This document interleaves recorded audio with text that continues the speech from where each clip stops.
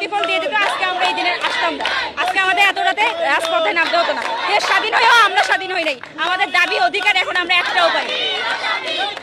আমরা যেমনটা দেখতে পাচ্ছি সড়কের মধ্যে অবস্থান নিয়ে মধ্যরাতে কিন্তু সড়ক অবরোধ করে দাঁড়িয়েছে ঢাকা পলিটেকনিক ইনস্টিটিউট যে শিক্ষার্থীরা রয়েছে, তারা তেজগাঁওয়ের এই সড়ক অবরোধ করে তাদের ক্যাম্পাস থেকে বেরোয় এভাবে স্লোগানে মুখরিত করে তুলেছে এবং নারী শিক্ষার্থী যারা রয়েছেন তারা ঠিক সড়কের মধ্যে এভাবেই বসে পড়েছেন এবং তারা বসে আন্দোলন স্লোগানের মধ্যে রয়েছেন। বৈষম্যবিরোধী ছাত্র আন্দোলনের যে সমন্বয়করা রয়েছে তাদেরকে অবৈধভাবে অন্যান্য দেশের যে বিভিন্ন ক্যাম্পাস রয়েছে সেখানে ট্রান্সফার করা হচ্ছে, এমনই প্রতিবাদে তারা কিন্তু বেরোচ্ছে এবং 7 জনকে ট্রান্সফারের খবর পেয়েছেন তারা, যেটিকে কেন্দ্র করে এভাবে এই সড়কের মধ্যে অবস্থান নিয়েছেন। অবশেষে মধ্যরাতে তারা যেখানে আমরা দেখতে পাচ্ছি সড়কের পেছনে এভাবেই কিন্তু গাড়িগুলোর অবস্থান রয়েছে।